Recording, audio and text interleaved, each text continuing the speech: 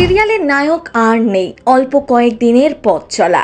এই পথ চলাটা হয়তো দীর্ঘ হতে পারত, অন্তত ভোলে বাবা পারকারেগার দর্শকরা সেই আশাই করেছিলেন। কিন্তু সে আর হলো কোথায়? সিরিয়ালে শ্যুট করতে করতেই সব শেষ। হানিমুনের দৃশ্য শ্যুট করতে গিয়ে জলের অতলে তলিয়ে গেলেন রাহুল। কুইন উজানের গল্প রয়ে গেল অসম্পূর্ণ। সময় যত গড়াচ্ছে তত ঘনীভূত হচ্ছে রহস্য। রাহুলের মর্মান্তিক মৃত্যু নিয়ে হাজারো প্রশ্ন। এর মাঝেই আরও একটা প্রশ্ন উঠে আসছে, ভোলে বাবা পারকারেগা সিরিয়ালের কি হবে? ধারাবাহিকের গল্পে পরিবর্তন, নাকি এআই এর কারসাজিতে ফিরবেন রাহুল? কি জানাচ্ছেন পরিচালক? নিছক কাকতালীয় নাকি ভাগ্যের পরিহাস? যে জলকে ঘিরে উজানের এত ভয়, সেই জলই কেড়ে নিল রাহুলের প্রাণ। অভিনেতা রাহুল অরুণোদয় বন্দ্যোপাধ্যায়ের মৃত্যুর পর কেটে গিয়েছে 48 ঘন্টা। তবু কিছুতেই তার মৃত্যু মেনে নিতে পারছে না তার অনুরাগীরা। গোটা টলিপাড়া এখনো যেন স্তব্ধ। এই শোক সহজে ভুলবার নয়, কিন্তু জীবন তো আর থেমে থাকে না। এটাই সময়ের সবচেয়ে বড় কঠিন বাস্তব। আর এই শোকের মাঝে একটি বিষয় ঘুরে ফিরে আসছে।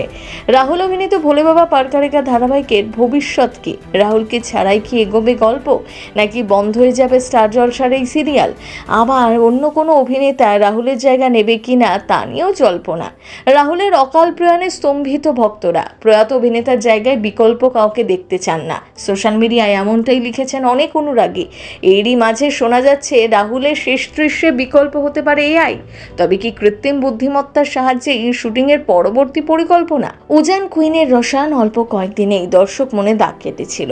নীল মধুমিতার ফেলে যাওয়া মৃতপ্রায় মেঘা নতুন প্রাণ সঞ্চার করেছিল এই জুটির কেমিস্ট্রি। যদিও এসব নিয়ে এখনই মুখ খুলতে নারাজ ভোলে বাবা পারকারেগা ধারাবাহিকের পরিচালক শুভাশিস মণ্ডল।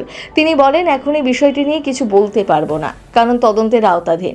তদন্ত শেষ না হলে গোটা বিষয় কিছু জানাতে পারবো না। তবে দর্শকদের মন এইসব মানতে নারাজ। সোশ্যাল মিডিয়ায় একাধিক ভিডিও, ছবি ভাইরাল।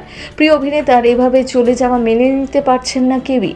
অনেকে বলছেন এই সিরিয়াল আর দেখবেন না তারা, কারণ এই সিরিয়াল দেখলেই রাহুলের কথা মনে পড়বে। এদিকে আবার সোশ্যাল মিডিয়ায় ধারাবাহিকের একটি ভিডিও ক্লিপ ভাইরাল।